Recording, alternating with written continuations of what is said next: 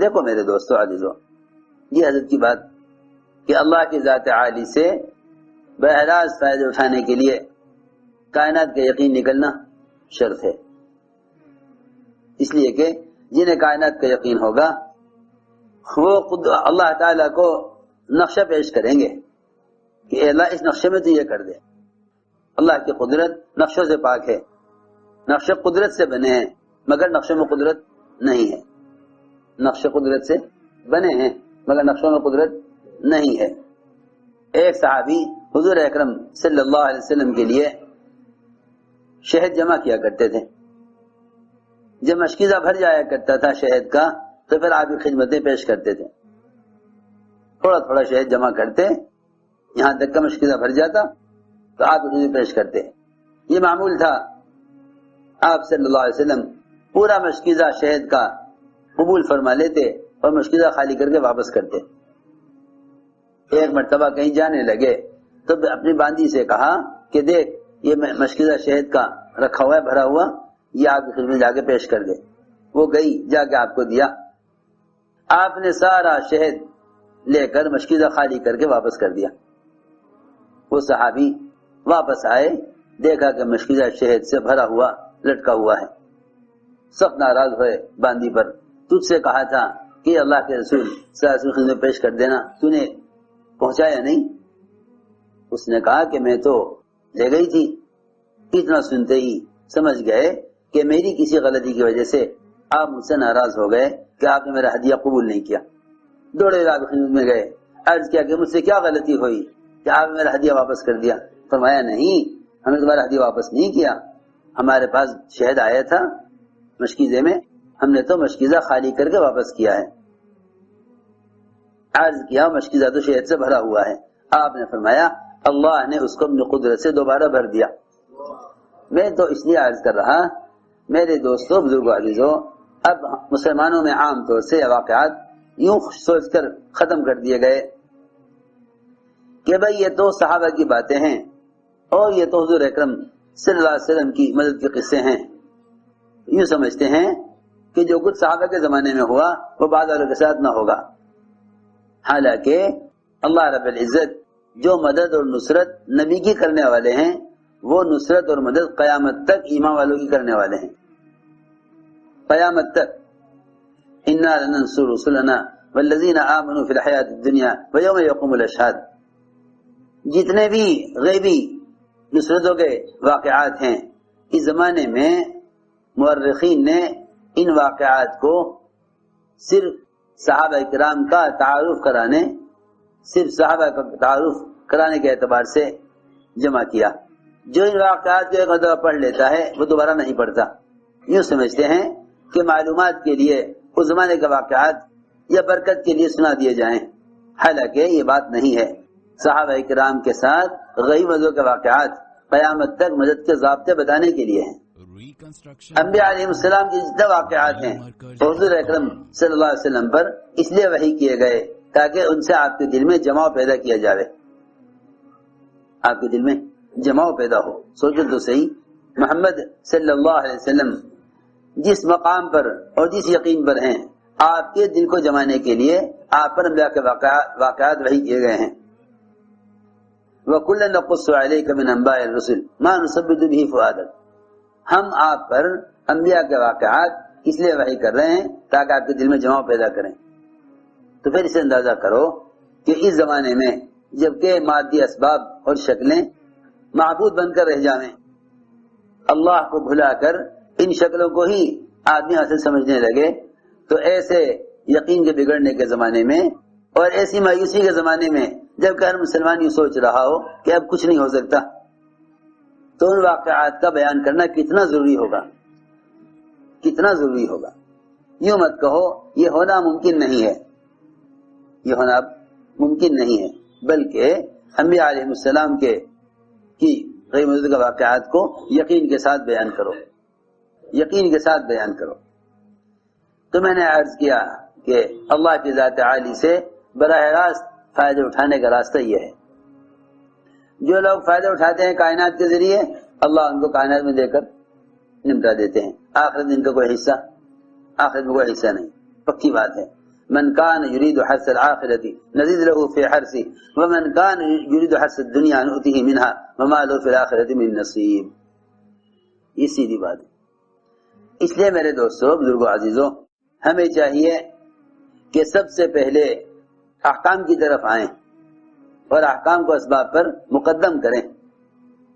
اگر احکام کو اسباب پر مقدم کریں گے تو پھر اللہ کی قدرت ساتھ ہو جائے گی. ایک صحابی نے عرض کیا حضور اکرم صلی اللہ علیہ وسلم سے کہ یا رسول اللہ، میں تجارت کے لیے بحرین جانا چاہتا ہوں. فرمایا پہلے 2 رکعت نماز پڑھ لو، پہلے 2 رکعت نماز پڑھ لو. عمل کو مقدم کرایا سبب پر، عمل کو مقدم کرایا سبب پر.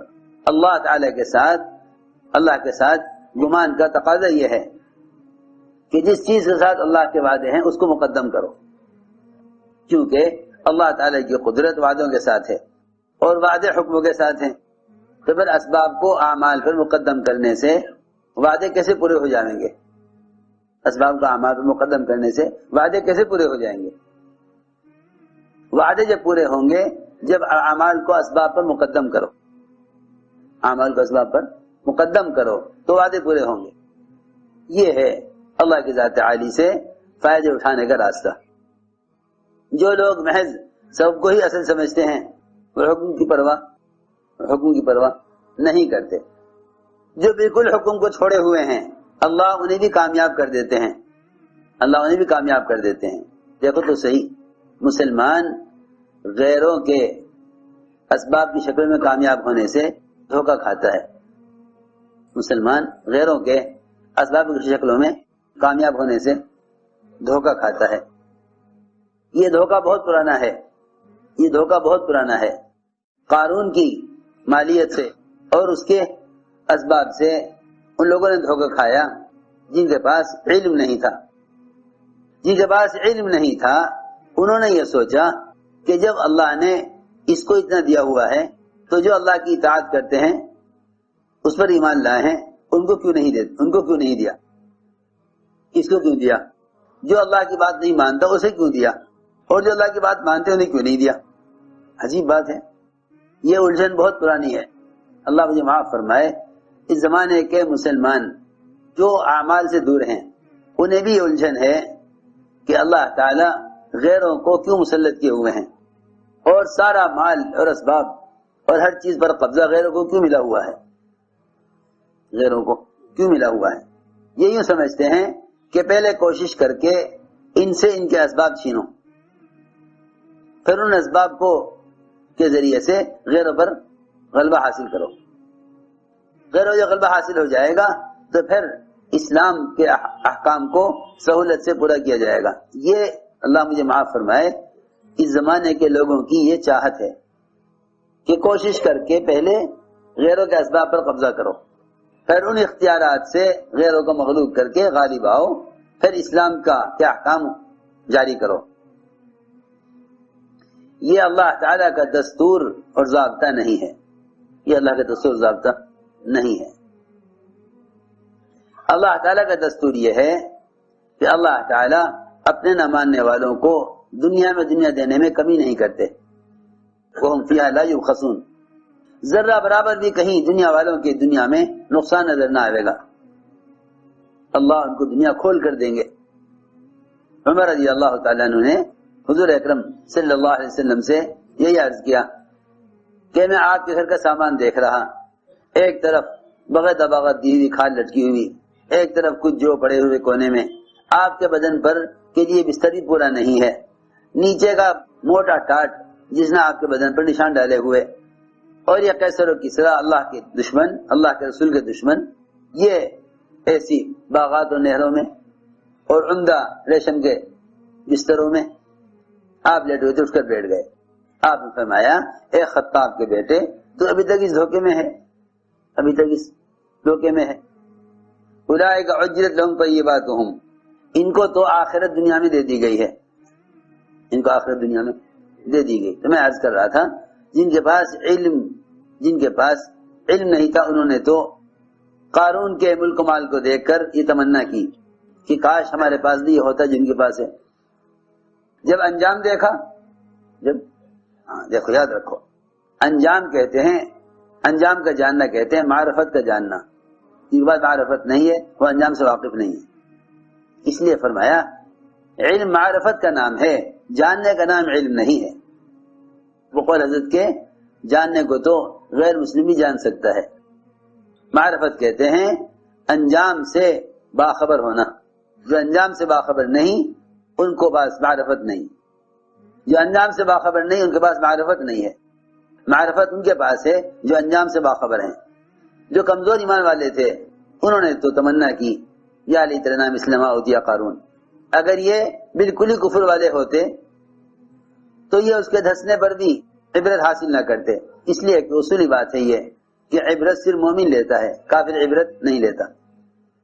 کافر عبرت نہیں لیتا. کسی حادثے میں اگر جانور مر جائیں تو جانور عبرت نہیں لیں گے، جانور عبرت نہیں لیں گے. عبرت کے لینے کے لیے ایمان شرط ہے، عبرت کے لیے ایمان شرط ہے. کافر عبرت نہیں لے گا، کافر عبرت نہیں لے گا. اس لیے کہ عبرت کے لیے دل کی آنکھ کا ہونا شرط ہے، اور وہ دل کی آنکھ سے اندھا ہے. اس لیے اللہ کا نہ ماننے والے عبرت نہیں لیتے. عبرت کے لیے ایمان شرط ہے. تو جو اللہ کا نہ ماننے والے تھے اس کی ہلاکت سے انہوں نے کوئی عبرت نہ لی.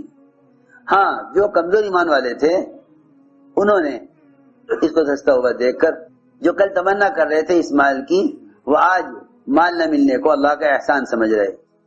تو ہم نے عرض کیا کہ جو لوگ یہ سمجھتے ہیں کہ پہلے جتنا اختیارات غیروں کے پاس ہیں وہ اختیارات ہمیں حاصل ہو جائیں، اختیارات ہمیں حاصل ہو جائیں تو پھر ہم غالب آ جائیں گے. حضرت فرماتے تھے کہ پھر تو دونوں طرف مادے کا مادے سے مقابلہ ہے. اگر مسلمان غیروں کے اسباب چاہے ان پر غلبے کے لیے تو پھر مادے کا مقابلہ مادے سے ہے، یہ کبھی غالب نہ آ سکیں گے. اس لیے کہ مسلمان کی عزت اور اس کے غلبے کا کے لیے جو اصل شرط ہے وہ دین ہے، وہ دین ہے. چاہے ان کے پاس مادی شکلوں کے اعتبار سے ایک تلوار بھی ان کے پاس نہ ہو. حضرت سمجھتے تھے اللہ رب العزت انہیں کامیاب کرنے اور غالب کرنے کے لیے شکلوں کو بدل کر بھی ان کی مدد کریں گے. درخت کی چھڑی کو مضبوط لوہے کی تلوار، درخت کی چھڑی کو مضبوط لوہے کی تلوار بنا دیا. ضروریات کے اعتبار سے بھی ہم چیزوں کو بدل دیں گے، ہتھیار کے اعتبار سے بھی ہم شکلوں کو بدل دیں گے. بس میری عرض یہ تھی کہ دو چور ہیں ہمارے دلوں میں، ایک تو غیروں کے ملک و مال کی حرص، ایک ان کی ہلاکت کی تمنا.